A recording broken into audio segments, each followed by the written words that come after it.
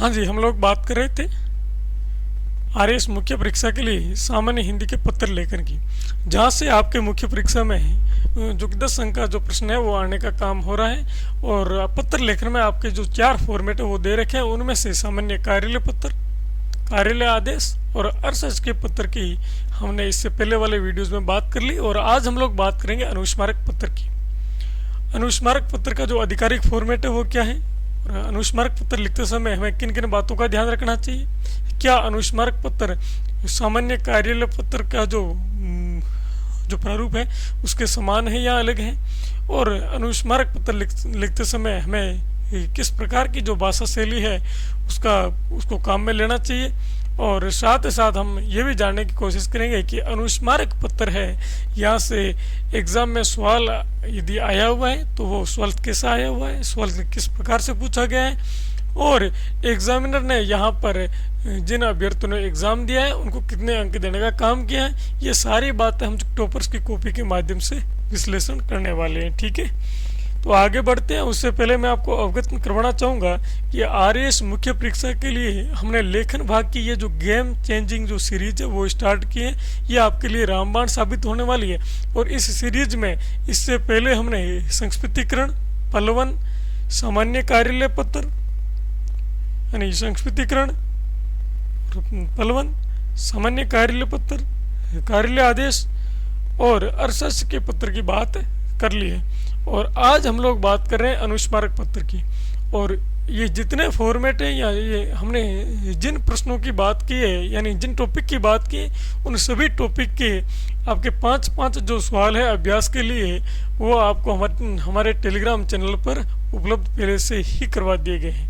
तो हम यहाँ पर अभी जो बात करने वाले हैं उन्हीं जो आपको अभ्यास प्रश्न दिए हैं उनमें से एक प्रश्न का यहाँ पर हल भी करवाने वाले हैं। ठीक है, तो आइए आगे बढ़ते हैं और बात करेंगे कि अनुस्मारक पत्र क्या है। तो सबसे पहले हम बात करेंगे कि अनुस्मारक पत्र क्या है। ठीक है, तो अनुस्मारक पत्र है इसमें जब किसी कार्यालय द्वारा किसी अधिकारी को पूर्व प्रेषित पत्र की अनुपालना नहीं हुई हो या प्रत्युत्तर प्राप्त नहीं हुआ हो या अपेक्षित कार्रवाई न की जाने पर स्मरण पत्र भेजा जाता है, वो अनुस्मारक पत्र कहलाता है। क्या कहलाता है? अनुस्मारक पत्र। यानी हम उदाहरण के तौर पर बात करें तो किसी जिले का जिला कलेक्टर है, वो पत्र भेजता है उपखंड अधिकारी को, और उपखंड अधिकारी उस पत्र में सामान्य कार्यालय पत्र या कार्यालय आदेश में जो कार्रवाई चाहिए गई थी, अपेक्षित जो कार्रवाई चाहिए गई थी उसकी अनुपालना नहीं की है। तो ऐसी स्थिति में आपके जिला कलेक्टर द्वारा दोबारा है वो पत्र भेजा जाएगा, और वो पत्र है वो आपका अनुस्मरण पत्र है, वो कहलाएगा। तो मोटे रूप में यदि हम बात करें फिर से, तो जब किसी कार्यालय द्वारा किसी अधिकारी को पूर्व प्रेषित पत्र की अनुपालना नहीं हुई हो या प्रत्युत्तर प्राप्त नहीं हुआ हो या पत्र में अपेक्षित कार्रवाई न की जाने पर स्मरण पत्र भेजा जाता है, वो अनुस्मारक पत्र कहलाता है। अब बात करेंगे कि अनुस्मारक पत्र से क्या एग्जाम में अभी तक कोई सवाल आ रखा है। तो मैं आपको अवगत करा दूं कि वर्ष 2018 का जो मेंस हुआ था, यानी वर्ष 2018 की जो भर्ती थी उसका जो मेंस हुआ था उसमें अनुस्मारक पत्र से आपके जो सवाल है वो पूछने का काम हुआ है। और यहाँ पर पूछा गया था कि आयुक्त कॉलेज शिक्षा राजस्थान जयपुर की ओर से ही प्राचार्य राजकीय कन्या महाविद्यालय नोखा को 2017-18 में विद्यालय में संपन्न गतिविधियों की रिपोर्ट प्रेषित करने के लिए एक अनुस्मारक पत्र लिखी। अब क्या होता है कि जब हम एग्जाम हॉल में बैठते हैं और जब हमारे सामने ये प्रश्न पूछा जाता है तो सबसे पहले आपको प्रश्न पढ़ते ही 3 बातों को आपको फाइंड आउट करना है। यानी पत्र कौन लिख रहा है, पत्र किसको लिख रहा है, और पत्र की विषय वस्तु क्या है। तो यह हम जानने की कोशिश करते हैं कि जो आयुक्त कॉलेज शिक्षा राजस्थान है ये पत्र भेज रहे हैं, भेज किनको रहे हैं, तो ये भेज रहे हैं आपके प्राचार्य राजकीय कन्या महाविद्यालय नोखा को। यानी हमने सबसे पहले बात कर ली कि पत्र कौन भेज रहा है, तो आयुक्त कॉलेज शिक्षा जयपुर। भेज किनको रहा है, तो इसमें आएगा आपकी जो प्राचार्य राजकीय कन्या महाविद्यालय नोखा। ठीक है, अब बात करेंगे कि इस पत्र की विषय वस्तु क्या है। यानी जो सवाल एग्जाम में आता है उसमें 3 बातें आपको सबसे पहले जाननी होती है। अब विषय वस्तु नंबर 3 पे हम बात करें तो यहाँ पर विषय है 2017-18 में महाविद्यालय में संपन्न गतिविधियों की रिपोर्ट प्रेषित करने बाबत। ठीक है, ये आपको विषय यहाँ पर दिया गया है। तो ये आपके जो सवाल है, ये सवाल आपके 2018 में पूछा गया था। और पत्र लेखन का आपके जो सवाल है मुख्य परीक्षा में, जो आपके 10 अंक का प्रश्न है वो आने का काम हो रहा है। और यहाँ पर आप आसानी से आधिकारिक फॉर्मेट का अनुपालन करते हुए 7.5 से 8 अंक आराम से ला सकते हो। यदि आप गलती नहीं करते हो तो 7.5 से 8 अंक आना कोई बड़ी बात नहीं है, क्योंकि इससे पहले भी जो अभ्यर्थी है उनको इतने अंक आराम से मिले हैं। ठीक है, तो अब हम बात करेंगे अनुस्मारक पत्र का जो फॉर्मेट है, आधिकारिक फॉर्मेट है, उसकी बात करेंगे। और साथ साथ इसको लिखते समय किन बातों का ध्यान रखना चाहिए। तो सबसे पहले मैं बात करूं तो ये सामान्य कार्यालय पत्र के समान ही है। इसमें बस इतना फर्क है कि सामान्य कार्यालय पत्र में जो शीर्षक है वो नहीं होता है, जबकि इसमें अनुस्मारक जो शीर्षक है उसका उल्लेख किया जाता है। और कहाँ किया जाता है तो पत्र क्रमांक के बाद में नंबर 3 पर है, पत्र क्रमांक के बाद में नंबर जो 4 पर आपके अनुस्मारक है वो शीर्षक लिखा जाएगा। तो ये बात अपने आप में अलग है। और इसके बाद में मैं बात करूं तो विषय के बाद में यहाँ पर जो संदर्भ है उसका उल्लेख करना अनिवार्य है। यानी एक पॉइंट यहाँ पर नया ऐड हो गया है कि सामान्य कार्य पत्र में संदर्भ का उल्लेख करना अनिवार्य नहीं है, लेकिन अनुस्मारक पत्र में संदर्भ का उल्लेख करना अनिवार्य है। और साथ ही साथ आप यहाँ पर संलग्न भी भेज सकते हैं। और इसमें क्या भेजेंगे तो मैं बता दूं, आपने जो पूर्व पत्र भेजा है उसकी एक जो प्रतिलिपि है ये आप इसके साथ में भेज सकते हैं। ठीक है, ये हमने मोटी मोटी बात कर ली। और इसकी भाषा शैली की बात करें तो ये अन्य पुरुष शैली में लिखा जाएगा। और इसकी भाषा आवश्यकता अनुसार नंबर और जो कठोर है ये दोनों आप काम में ले सकते हैं। ठीक है ना। और साथ ही एक अंतिम मैं बात ये अवगत करवा दूं कि हमने जो पूर्व इसमें अनुस्मारक पत्र में पूर्व प्रेषित है जो पत्र है उसके विषय वस्तु का उल्लेख हमें जो दोबारा नहीं करना है। ठीक है ना। तो आइए आगे बढ़ते हैं और हम अभी बात करेंगे कि अनुस्मारक पत्र का जो आधिकारिक फॉर्मेट है वो क्या है, हमें उसको लिखते समय किन बातों को ध्यान रखना चाहिए और इसमें हमें जो कि किस प्रकार से लिखना चाहिए। यह जो फॉर्मेट है यहाँ से आप 7.5 से 8 अंक वो आराम से ला सकते हैं। तो पूरी ध्यान से ईमानदारी के साथ में आपको ये वीडियो देखना है। और इसकी जो PDF है वो हमारे टेलीग्राम चैनल पर मिल जाएगी, आपको लिखने की आवश्यकता नहीं है, ध्यानपूर्वक आपको देखना है। ठीक है ना। तो यहाँ पर ही मैं बात करूँ तो इस फॉर्मेट में सबसे पहले नाम आएगा सरकार का नाम। और सरकार के नाम की मैं बात करूं तो यहाँ पर यदि भारत सरकार के किसी कार्यालय विभाग द्वारा लिखा जा रहा है तो ऐसी स्थिति में भारत सरकार का नाम आएगा।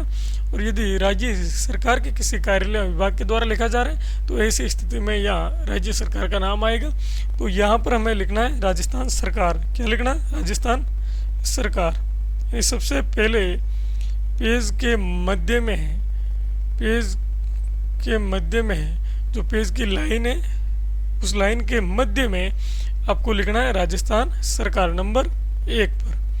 अब नंबर 2 पर आएगा यदि जो पत्र है वो कार्यालय के द्वारा भेजा जा रहा है, यानी जो कार्यालय अधिकारी द्वारा भेजा जा रहा है तब तो कार्यालय का नाम स्थान हम जो पता है वो आएगा।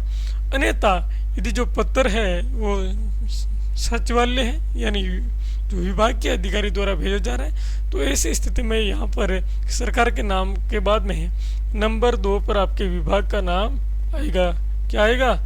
नंबर 2 पर आपके विभाग का नाम आएगा। ठीक है, जैसे यदि मैं बात करूं यहाँ पर मैं बात करूं यदि कार्मिक विभाग द्वारा भेजा जा रहा है तो आपके लिखा जाएगा कार्मिक विभाग, केवल इतना ही आपको लिखना है। और यदि किसी कार्यालय के द्वारा भेजा जा रहा है, जैसे हमने 2018 में जो सवाल आ रखा है उसमें आयुक्त कॉलेज शिक्षा राजस्थान सरकार जयपुर की ओर से भेजा जा रहा था, तो ऐसी स्थिति में यहाँ पर कार्यालय का नाम लिखा जाएगा कार्यालय आयुक्त, कार्यालय आयुक्त कॉलेज शिक्षा राजस्थान सरकार, ये एक ही लाइन में आपको लिखना है, ध्यान रखना है ना। राजस्थान सरकार जयपुर, ठीक है। इस प्रकार से ही आपको इसके नीचे वाली लाइन में यानी सरकार के नाम के बाद में नंबर 3 पर आप नंबर जो 2 पर यदि पत्र कार्यालय है तो आपको कार्यालय का नाम लिखना है। क्या करना है कि कार्यालय का नाम लिखना है। इस प्रकार से ये एक ही लाइन में लिखना है। यहाँ पर अपने जो जगह कम पड़ रही थी इसलिए मैंने नीचे लिखा है, लेकिन आपको एक ही लाइन में लिखना है, ठीक है ना। स्पेस भी आपको जो बराबर स्पेस रखना है, यानी आपको ये ध्यान रहना चाहिए कि आप ऊपर जो सरकार का नाम लिख रहे हो और उसके बाद में नंबर 2 पर जो कार्यालय विभाग के नाम लिख रहे हो उसके बाईं और जो दाईं और दाईं ये दोनों और स्पेस एक जितना ही रहना चाहिए, ठीक है ना, लिखने के बाद में। तो इस बात का ध्यान रखना। नंबर 3 पर हम लिखेंगे पत्र क्रमांक, ठीक है। यहाँ पर पत्र क्रमांक लिखेंगे इस प्रकार। यहाँ जो मेरे पीछे देख रहे हो ना, पत्र क्रमांक, ये शब्द लिखेंगे। फिर कार्यालय के अध्यक्ष, तो कार्यालय के अध्यक्ष की बात करूँ तो यहाँ आयुक्त कॉलेज शिक्षा राजस्थान सरकार है, तो हम यहाँ बात करेंगे इस प्रकार से लिखेंगे, आयुक्त कॉलेज शिक्षा, यानी इसके अध्यक्ष है वो आपको लिखना है। स्थान का भी अध्यक्ष लिखना है तो हम लिख देंगे यहाँ पर अपने जो जय, और फिर लिखेंगे वर्ष यानी 2000। यहाँ पर 2018 में कौन सा, हाँ 18 का था, बाकी यहाँ पर अपन लिख सकते हैं 2025। और जो क्रमांक है वो अपन मन से हमें इसका उल्लेख करना है, ऐसा कोई अनिवार्य नहीं कि क्रमांक क्या लिखें, तो अपने मन से आपको कोई भी यहाँ पर क्रमांक है वो लिख सकते हो। जैसे मैं यहाँ पर लिख रहा हूँ 25, क्या है 25। तो इस प्रकार से आपको पत्र क्रमांक इस प्रकार से आपको यहाँ पर लिखना है, ठीक है ना। और इसके जस्ट सामने नंबर 4 पर आपकी क्या लिखा जाएगा, दिनांक। क्या लिखा जाएगा आपके दिनांक, यानी सबसे पहले आएगा सरकार का नाम, नंबर 2 पर विभाग या कार्यालय का नाम, नंबर 3 पर पेज के बाईं ओर क्या आएगा, पत्र क्रमांक, और उसी लाइन में यानी जिस लाइन में हमने पत्र क्रमांक लिखा है उसी लाइन में दाईं ओर क्या आएगी, दिनांक। और दिनांक यदि कार्यालय पत्र है तो ऐसी स्थिति में हमें लिखना कैसे है, यानी दिनांक लिख करके फिर हमें लिखना है, जैसे हमारे 18 जून को मुख्य परीक्षा है तो 18 जून को माह 2025। यदि आपने इस प्रकार लिखा है 18 जून 2025 या 18 जून 2025, तो ये सभी आपके होंगे गलती होंगे, ये आपके सभी क्या होंगे, गलत होंगे। ये भी गलत है, ये भी गलत है, और ये सही माना जाएगा। आपको लिखना किस प्रकार से, जो दिनांक 18 जून कोमा 2025, ये सबसे जो प्रमाणिक और ये सही माना जाएगा। यहाँ पर अभ्यर्थी क्या करते हैं, ये जो दिनांक शब्द है ये हेडिंग नहीं लिखते। अभी मैं अपनी जो टॉपर्स की कॉपी है उसमें भी ये आपको दिखाऊंगा, ये गलती है वो कर लेते हैं। तो आपको वर्ड लिखना है स्पेशली जो दिनांक, फिर 18 जून कोमा 2025, इस प्रकार से आपको लिखना है। और यदि यहाँ पर विभागीय जो यदि पत्र है तो ऐसी स्थिति में आपको क्या करना है, जो दिनांक से पहले राजधानी यानी राजधानी का नाम लिखना है। यहाँ पर लिखा जाएगा जयपुर, क्या लिखा जाएगा, जयपुर, फिर कोमा आएगा, फिर ये इस प्रकार से आपकी जो दिनांक है वो लिखी जाएगी। ये किस लाइन में लिखी जाएगी, जिस लाइन में आपने पत्र क्रमांक लिखा है बाईं ओर, उसी लाइन में दाईं ओर आपकी जो दिनांक है वो लिखा जाएगा। अब नंबर 5 की बात करें तो नंबर 5 पर आपको हेडिंग देना है अनुस्मारक। ये आपको गहरे शब्द में लिखना है, क्योंकि अनुस्मारक जो हेडिंग है वो आपको गहरे शब्दों में इसलिए लिखना है क्योंकि यहाँ को जो पत्र है वो पूरा हाथों से लिखा जाएगा। तो ऐसी स्थिति में थोड़ा हाईलाइट करना है कि ये पत्र अनुस्मारक, इसलिए आपको यहाँ गहरे वर्ड में मुख्य परीक्षा में आपको अनुस्मारक लिखना है। नंबर 5 पर पत्र क्रमांक की जस्ट नीचे वाली लाइन के मध्य में क्या लिखना है, अनुस्मारक। अब नंबर 6 पर बात करें तो जिस अधिकारी को पत्र भेज रहे हो उसका पदनाम, बाद में कोमा, फिर कार्यालय का नाम एवं पता, और नाम एवं पता लिखने के अंत में आपको जो पूर्ण विराम है यानी जो खड़ी पाई है वो कर देना है, ठीक है ना। यहाँ पर मैं यदि बात करूँ तो यहाँ पर 2018 में जो एग्ज़ाम आया तो मैं उसके आधार पर ही आपको बता रहा हूँ, ठीक है ना। हम यहाँ पर इस प्रकार से लिख सकते हैं, जो प्राचार्य प्राचार्य है, ये गलत है, हाँ सॉरी, इस प्रकार से लिखा जाए प्राचार्य प्राचार्य राजकीय कन्या महाविद्यालय है, प्राचार्य राजकीय कन्या महाविद्यालय है, कोमा नोखा बीकानेर, लास्ट में खड़ी पे कर देना। इस प्रकार से आपको ये जो भेजने वाले का नहीं, आप यहाँ पर जिसको पत्र लिख रहे हो उसका जो पदनाम और कार्यालय का नाम में पता है वो नंबर 6 पर इस प्रकार से लिखना है। अब नंबर 7 पर है, और लिखना किस ओर है, पेज की बाईं ओर लिखना है, और नंबर 7 पर पेज के बाईं ओर विषय का नाम आएगा, और विषय यहाँ पर आपके क्या दिया हुआ है, 2017-18 में है, महाविद्यालय में संपन्न गतिविधियों की रिपोर्ट प्रस्तुत करने बाबत, ठीक है ना, ये विषय था। और विषय के बाद में यहाँ पर लिखा जाएगा संदर्भ, नंबर 8 पर विषय से जो नीचे वाली लाइन है उस पर लिखा जाएगा संदर्भ, और संदर्भ अनुस्मारक पत्र में लिखना अनिवार्य है। यदि आपने अनुस्मारक पत्र में संदर्भ नहीं लिखा है तो इसका मतलब यह है कि आपने अनुस्मारक पत्र नहीं लिखा है, यानी जो संदर्भ है उसका उल्लेख करना अनुस्मारक पत्र में अनिवार्य है। अब और ये भी आपको लिखना कैसे, तो मैं बता दूं कि संदर्भ में पूर्व पत्र क्रमांक एवं जो दिनांक है उसका उल्लेख आपको अनिवार्य करना है, यानी उसको ही लिखना है। नंबर 9 पर है आपके संदर्भ के बाद में पेज के बाईं ओर लिखा जाएगा संबोधन, और संबोधन में हम वर्ड काम में लेते हैं महोदय, और ये उस स्थिति में लिखा जाएगा जिस स्थिति में पत्र आपके उच्चस्थ अधिकारी के द्वारा निम्नस्थ अधिकारी को आप लिख रहे हो तो ही आपको संबोधन लिखना है।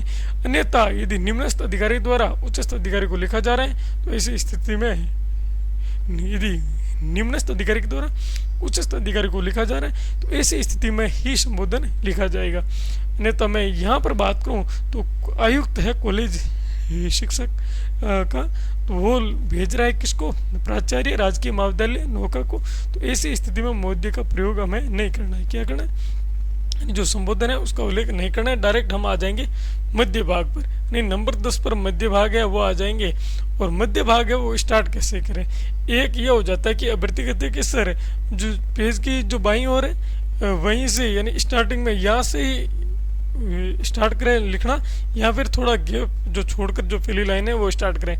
तो मैं यही कहूँगा कि थोड़ा सा गैप छोड़ देना खाली, और उसके बाद है आप जो मध्य भाग है वो स्टार्ट कर लेना, और मध्य भाग है वो एक से जो 2 अवतरण है उसमें आप लिख सकते हो, और उसमें जो भाषा शैली है वो अन्य पुरुष शैली में लिखा जाएगा, और भाषा है इसमें आप नंबर एवं कठोर ये दोनों ही रख सकते हो, ठीक है।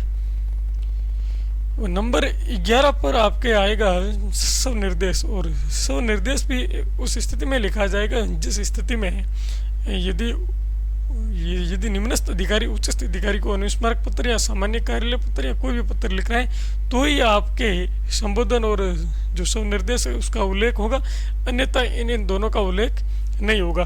तो यहाँ पर मैं बात करूँ 2018 में जो सवाल पूछा गया है तो उसके यदि उत्तर की बात करें तो हमें यहाँ पर संबोधन और स्वनिर्देश दोनों का उल्लेख नहीं करना है, और बाकी यदि निम्नस्थ से होता है तो उसमें अपन संबोधन के रूप में लिख सकते हैं महोदय, और स्वनिर्देश के रूप में हम लिख सकते हैं अपने भवद्य, ठीक है।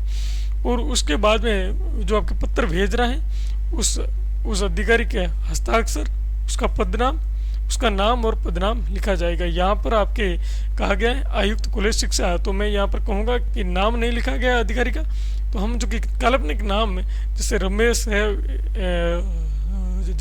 है मोहन है, ये नाम हमें नहीं लिखना है, उसकी बजाय हमें लिखना है कैक है घे या चे से जय, जो भी हम उचित चाहें, तो जो काल्पनिक नाम है लिखना है, और जो हस्ताक्षर है वो पहले इस प्रकार से करना है कै घे, और फिर कोष्टक में नीचे लिख देना, नीचे वाली लाइन में कै घे, और जो कोष्टक बंद कर देना है, और फिर जो पदनाम है वो लिखा जाएगा आयुक्त, और फिर यहाँ पर हम लिख सकते हैं कॉलेज शिक्षा, क्या लिख सकते हैं कॉलेज शिक्षा, ठीक है।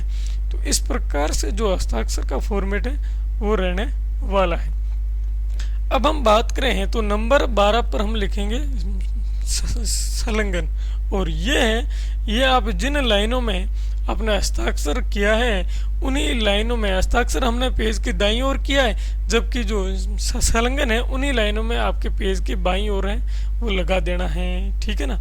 और इसमें आपको लगाना क्या है, नंबर 1 लिख करके फिर लिख देना है पूर्व पत्र की छाया प्रति, यानी इस प्रकार से लिख देना है पूर्व पत्र की छाया प्रति, पूर्व पत्र की छाया प्रति, और फिर आपको कर देना जुगत खड़ी पाई, ठीक है ना। इस प्रकार से यह आपके हो गया अनुस्मारक पत्र का जो प्रारूप है वो हो गया। और अनुस्मारक पत्र में मैं बात करूं तो इसकी जो प्रतिलिपि है वो भेजना अनिवार्य नहीं है। यदि अनुस्मारक पत्र की जो प्रतिलिपि है ऐसी स्थिति में भेजी जाएगी जब ये एक से अधिक अधिकारी हैं उनको यदि अनुस्मारक पत्र भेजा जा रहा है, और तो आप वहाँ पर जो उनको अलग अलग प्रतिलिपि भेजने के लिए जो प्रतिलिपि वो भेज सकते हो। और आपको पहले ही हमने अवगत करवाया है कि प्रतिलिपि भेजने से पहले आएगा क्या, पहले आपको फिर से जो पत्र क्रमांक और जो दिनांक आपने ऊपर लिखा है वो लिखना है, उसके बाद में आपको जो प्रतिलिपि का उल्लेख करना है, और उसके बाद में आप जिन अधिकारी को प्रतिलिपि भेज रहे हैं उनके जो पदनाम और उसके पता है उसका उल्लेख कर देना है। और फिर जो पत्र भेज रहे हैं यानी जो पत्र भेजने वाला अधिकारी है उसके आपको दोबारा जो हस्ताक्षर और जो पदनाम है वो पेज के दाहिनी ओर आपको लिख देना है, ठीक है ना। तो आप जनरली है ना ये फॉर्मेट ही आपके ज़्यादातर काम आने वाला है, ठीक है ना। अब मैं बात करूँ इसके अलावा एक जो सवाल है हमने जो हमारी अभ्यास पुस्तिका उसमें नंबर 1 पर दिया है कि स्वयं को अतिरिक्त जिला कलेक्टर जैसलमेर मानते हुए उपखंड अधिकारी स्वयं को क्षेत्र में खराब हुई फसल का विवरण प्रस्तुत करना है, तो अनुस्मारक पत्र है वो आपको लिखना है। यानी आपको स्वयं को अतिरिक्त जिला कलेक्टर मानना है, स्वयं को अतिरिक्त जिला कलेक्टर जैसलमेर मानना है, और मानते हुए उपखंड अधिकारी स्वयं को आपको पत्र लिखना है। यानी भेजने वाला अधिकारी है वो है अतिरिक्त जिला कलेक्टर जैसलमेर, और प्राप्त करने वाला अधिकारी है उपखंड अधिकारी सम, और विषय है क्षेत्र में खराब हुई फसल का विवरण प्रस्तुत करने हेतु अनुस्मारक पत्र है, ये विषय रहेगा। और आपके ये प्रश्न 10 अंक का प्रश्न आएगा, ठीक है ना।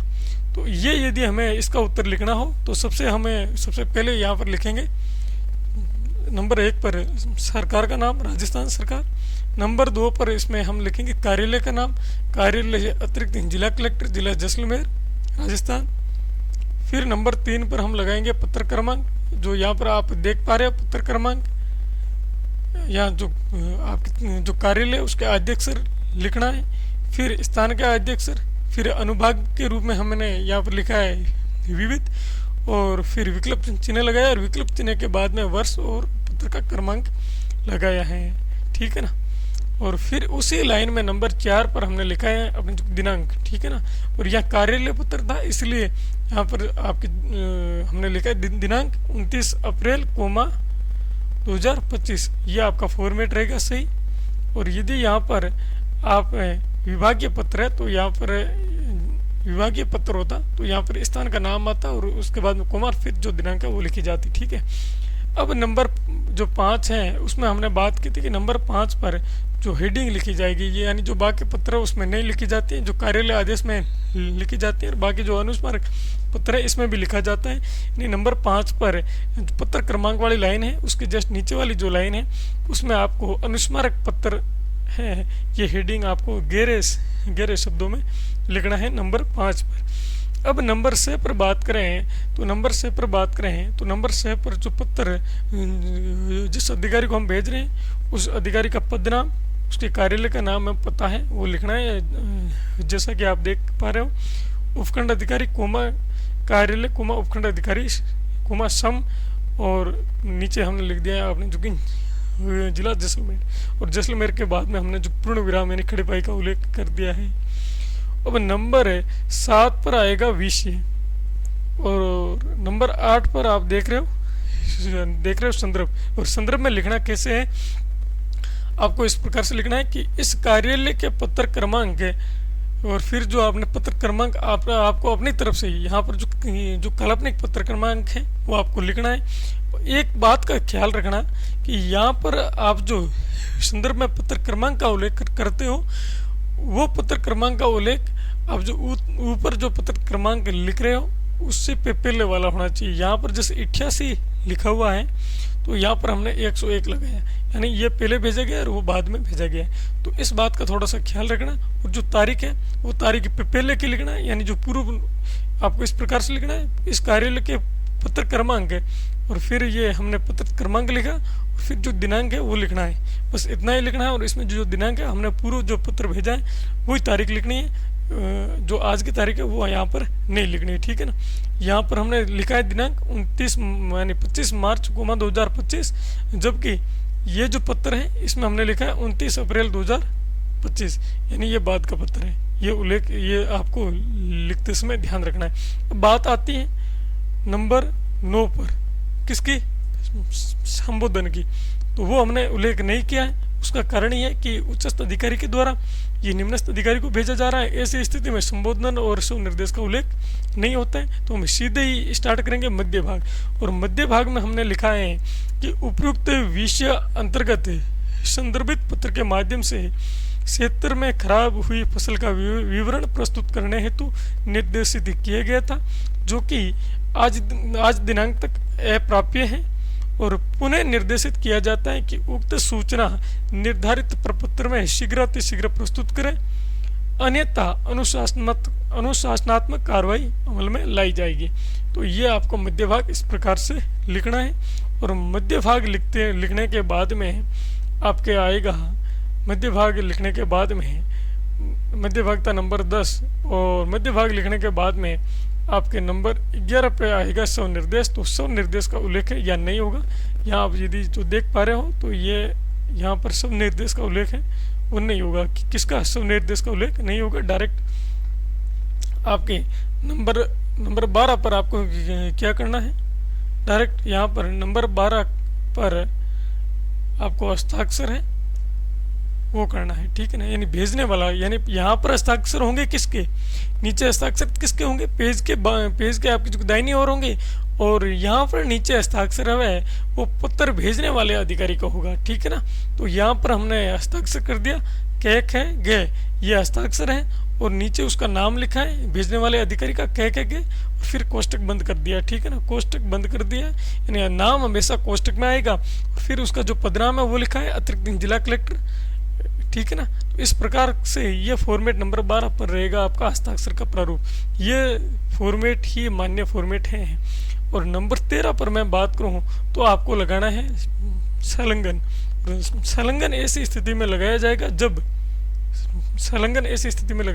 जब अनुस्मारक पत्र भेजा जा रहा है या फिर उसके संदर्भ में आपको निर्धारित कोई जानकारी है वो भेज रहे हैं। तो यहाँ पर क्या है, संलग्न अनुस्मारक पत्र में लिखना अनिवार्य है। और यहाँ पर हम जो कि लिखेंगे पूर्व पत्र की छाया प्रति, और एक हमने कहा था कि निर्धारित प्रपत्र है उसमें वो जानकारी उल्लेखित करते हुए आपको शीघ्र भेजना है, ठीक है ना। तो नंबर 2 पर जो संलग्न है वो करेंगे निर्धारित प्रपत्र, ठीक है ना। तो इस प्रकार से ये हमने अनुस्मारक पत्र का जो नंबर 1 था, जो अभ्यास प्रश्न था, उसका हल हमने देखा है। तो इस स्थिति में ये आपकी डायरेक्ट है जो उपखंड अधिकारी जो समय इन्हीं को भी भेजा गया। तो ऐसी स्थिति में यहाँ पर मैं बात करूँ तो जो प्रतिलिपि है वो नहीं भेजी जाएगी, क्योंकि अतिरिक्त जिला कलेक्टर के द्वारा ही सीधा यह जो अनुस्मारक पत्र है ये उपखंड अधिकारी जो समय उसको ही भेजा जा रहा है। तो यहाँ पर है, मैं आपको कह दूँ तो यहाँ पर मैं कहूँगा यहाँ प्रतिलिपि भेजने की आवश्यकता नहीं है। बाकी जहाँ पर यदि प्रतिलिपि भेजने की आवश्यकता हो तो वहाँ पर आप भेज सकते हो।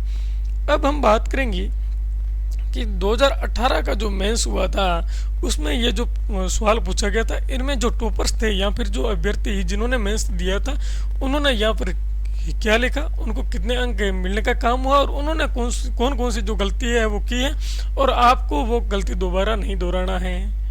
यानी वही इंसान सफल होता है जो दूसरों की गलतियां देखकर अपने आप में इम्प्रूव कर लेता है। तो हम बात करेंगे जो 2018 के अभ्यर्थी है उनकी, ठीक है ना। तो आपके यह सवाल पूछा गया था, आयुक्त कॉलेज शिक्षा राजस्थान जयपुर की ओर से प्राचार्य राजकीय कन्या महाविद्यालय नोखा को 2023-24 में संपन्न गतिविधियों की रिपोर्ट प्रस्तुत करने के लिए अनुस्मारक पत्र लिखी, ठीक है, ये पूछा गया था। अब यहाँ पर मैं यदि कहूँ तो एक अभ्यर्थी की हमने कॉपी ली है और इस कॉपी में इन्होंने उल्लेख किया है कि सबसे पहले ही जहाँ सरकार का नाम लिखना था 1 नंबर पे, वो इन्होंने नहीं लिखा है। यहाँ पर आपको लिखना था राजस्थान सरकार, और फिर जो कार्यालय का नाम है या फिर विभाग का नाम है वो लिखना था। और ये यहाँ पर इन्होंने 2 लाइन में लिखा है, इसकी बजाय ये एक ही लाइन में लिखना था। यहाँ लिख देना था आयुक्त कॉलेज शिक्षा, फिर कोमा लगा के राजस्थान सरकार लिख देना था जयपुर, और फिर आपकी जो पूर्ण विराम है वो आप यहाँ पर जो कि लगा सकते हैं, ठीक है। फिर नंबर 3 पर आएगा आपका पत्र क्रमांक, ठीक है, और पत्र क्रमांक इन्होंने ठीक लिखा है।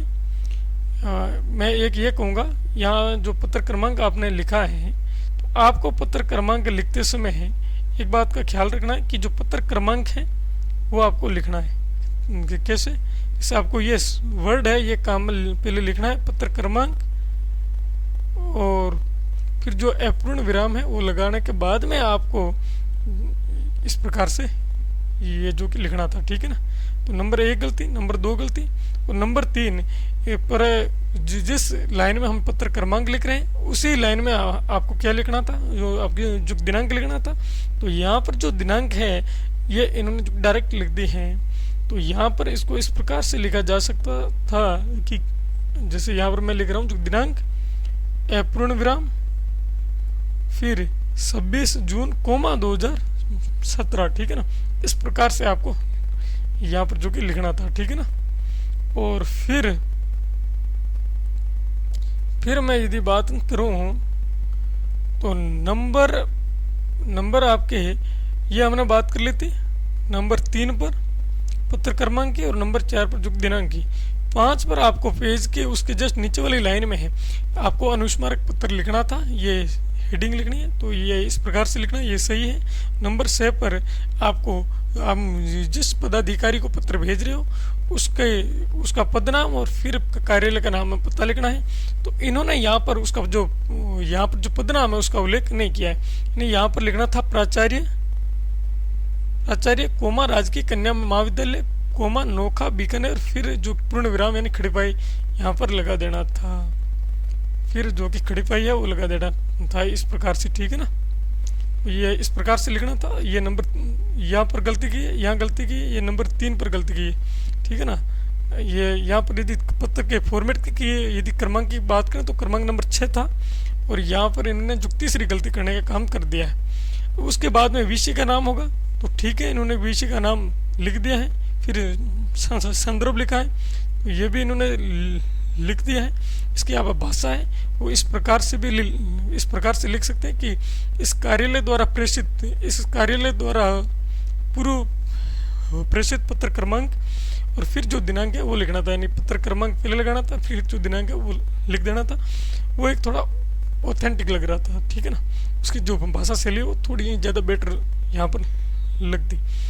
फिर मोद्य, यहाँ पर इन्होंने मोद्य काम में लिया, ये काम में लेने की जो संबोधन है वो लिखने की आवश्यकता नहीं थी, ठीक है ना। और सीधा ही यहाँ पर जो लिखना है वो स्टार्ट कर देना था। और इन्होंने जो कि विषय का उल्लेख है वो यहाँ पर जो दोबारा किया है, तो यहाँ पर जो पूर्व पत्र क्रमांक में है जो विषय वस्तु है उसका दोबारा उल्लेख हमें नहीं करना चाहिए, उसके दोहराव से बचना चाहिए। यहाँ पर इन्होंने जो दोहराव किया है, और फिर इन्होंने हस्ताक्षर इस प्रकार से करने का काम किया है, और संलग्न है वो भी लगाया है, यानी उक्त पत्र की प्रतिशत, यानी उक्त पत्र की बजाय आपको यहाँ पर लिखना है पूर्व पत्र क्रमांक की पूर्व पत्र की छाया प्रति, इस प्रकार से लिखना है, वो ज़्यादा बेटर रहेगा। नंबर 1 लगा करके नंबर 1 लगा करके नीचे वाली लाइन में लिखना है, संलग्न लिख के उसके नीचे वाली लाइन में इस प्रकार से लिखना, वो ज़्यादा बेटर दिख रहा है। ये आपको पेज की जो बाईं ओर लिखना था, और इसी के सामने पेज के आपकी जो दाईं ओर आपको लिखना था हस्ताक्षर, नाम और उसका पदनाम, यानी जो भेजने वाला अधिकारी है उसके हस्ताक्षर, उसका नाम, फिर उसका पदनाम लिखना था। और यहाँ पर इन्होंने जो लिखा है या ये भी थोड़ा सा यहाँ पर जो गलत है, ये इस प्रकार से लिखा जा सकता था, हस्ताक्षर कह गए और नाम हमेशा हमें कोष्टक में लिखना है इस प्रकार से, फिर आपको पदनाम लिखना है आयुक्त, इस प्रकार से आप जो देख पा रहे हो, ठीक है ना। तो ये इस प्रकार से आपको लिखना था। और यहाँ मैं यदि बात करूँ तो इनको पत्र में केवल 4 अंक मिलने का काम हुआ है। तो आप देख रहे हो कि इन्होंने इतनी गलती की है फिर भी इनको 4 अंक मिलने का काम हुआ है। तो आप यदि इन गलतियों, ये जो इन्होंने गलती की है, इन गलतियों का दोहराव न करते हुए यदि पत्र लिखेंगे तो आपको अवश्य ही मैं कहूँगा कि 7.5 अंक है, 7.5 से 8 अंक है, वो आराम से मिल जाएंगे। अब हमारे पास एक कॉपी और है, ये आप देख पा रहे हो। इसमें भी मैं कहूँगा कि इन्होंने भी जो गलती करने का काम है वो किया है। यहाँ पर जो दिनांक जो लिखना था शब्द वो नहीं लिखा है, कॉलेज शिक्षा ये यहाँ पर लिखना था, यानी यहाँ पर लिखना था कार्यालय आयुक्त कॉलेज शिक्षा जयपुर, यानी एक ही लाइन में लिखना था। और ऊपर जो राजस्थान सरकार है वो लिखना था नंबर 1 पर। तो ये गलती इन्होंने भी की है, ठीक है। और फिर इन्होंने यहाँ जो पत्र क्रमांक लगाया है, फिर जो दिनांक है तो इस प्रकार यहाँ जो दिनांक है इस प्रकार से यहाँ लिखना था। और राजस्थान जो सरकार है ये नाम लिखना था। तो 1 नंबर गलती, नंबर 2 गलती, और ये नंबर 3 गलती, मतलब ये नंबर 2 नंबर गलती, ये कार्यालय का नाम एक ही लाइन में लिखना था, ये आपने 2-3 लाइन में लिखा, ये गलत है। और फिर जो पत्र क्रमांक लिखा ये ठीक लगाया है, लेकिन आपने जो दिनांक लिखी है उससे पहले आपको जो लिखना था, आपने जो दिनांक लिखे हैं तो इस प्रकार से इसको लिखना था। और फिर अनुस्मारक पत्र ये हेडिंग लिखी, ये सही है।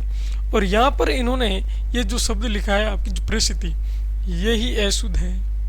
और हिंदी जो पेपर 4 है ये आपकी भाषाई जो अभिव्यक्ति है इसको जानने की कोशिश है, और भाषाई जो आपकी शुद्धता है उसको प्रकाश जा रहा है। तो आपने यही अशुद्ध लिखा है, ये इसमें जो ती है इसकी मात्रा छोटी होगी। और यहाँ पर लिखा है जो प्राचार्य राजकीय कन्या महाविद्यालय नोखा, तो यहाँ पर जो प्राचार्य की जो नीचे वाली लाइन है उसमें आपको लिखना था राजकीय कन्या महाविद्यालय कोमा और नीचे वाली लाइन में नोखा, और फिर आपको जो पूर्ण विराम है वो लगा देना था, तो थोड़ा ज़्यादा बेटर यहाँ पर हो जाता। तो आप यदि इनकी जगह होते तो आपको इस प्रकार से लिखना था। विषय इन्होंने ठीक लिखा है, संदर्भ भी ठीक लिखा है, और मध्य भाग की विषय वस्तु वो भी लगभग ठीक लिखे हैं। और यहाँ पर मैं बात करूँ जो हस्ताक्षर है, हस्ताक्षर करने के या इनका जो तरीका है वो हमने बताया, वो इस प्रकार से आपको करना है। हस्ताक्षर जो शब्द है उसका उल्लेख नहीं करना है, कह गए हस्ताक्षर में लिखना है, फिर कोष्टक में कह गए नाम लिखना है, और फिर जो पदनाम है वो लिख देना है आयुक्त कॉलेज शिक्षा। ये आपके हस्ताक्षर का जो फॉर्मेट है वो रहेगा, ठीक है ना। तो इन्होंने लिखे, इन्होंने जो प्रतिलिपि है वो भी इन्होंने दोबारा भेजी है, लेकिन यहाँ पर प्रतिलिपि का उल्लेख करने की जो आवश्यकता है वो नहीं थी। फिर भी यदि आप प्रतिलिपि भेजते हो तो यहाँ पर इन्होंने जो दिनांक शब्द है ये आपको लिखना था, और ये आपने जो प्रतिलिपि भेजी तो इस प्रकार ये लिखना था। और यहाँ पर जो हस्ताक्षर इन्होंने प्रतिलिपि भेजने के बाद में जहाँ पर किए ना दोबारा, तो हस्ताक्षर वाला ये और पदनाम यहाँ पर इन्होंने लिख दिया जो कि कोष्टक में, तो पदनाम कोष्टक में नहीं आएगा, हस्ताक्षर के बाद में जो नाम है वो कोष्टक में आएगा, ठीक है ना। उसके बाद पदनाम लिखा जाएगा। तो इनको यहाँ पर आरपीसी के जो एग्जामिनर ने 6.5 अंक देने का काम किया है, यानी ऊपर वाले ने है, यानी ऊपर हमने जिन अभ्यर्थी की कॉपी देखी उन्होंने जो छोटी छोटी गलतियाँ वो थोड़ी अधिक करने का काम किया था, और यहाँ पर इन्होंने थोड़ी कम गलतियों का काम किया, तो इनको 6.5 अंक मिले। फिर भी हमने जो इस कॉपी में जो गलतियाँ निकाली हैं उसको आप यदि इम्प्रूव करते हुए लिखते हो तो 7.5 से 8 अंक जो पत्र लेखन है इसमें आप आराम से ला सकते हो, ठीक है ना। तो इसके जो और अभ्यास प्रश्न है, 5 अभ्यास प्रश्न की जो पीडीएफ है वो हमने हमारे जो टेलीग्राम चैनल और एप्लीकेशन है स्मृति सिविल सर्विसेज के नाम पर उस पर अपलोड कर दिए हैं, तो आप उनके माध्यम से अभ्यास करें। जल्द ही मैं इनके जो अभ्यास प्रश्न है उनका हल लेकर के आपके समक्ष उपस्थित होने वाला हूँ। तो आज के लिए इतना ही काफ़ी है। Thank you so much.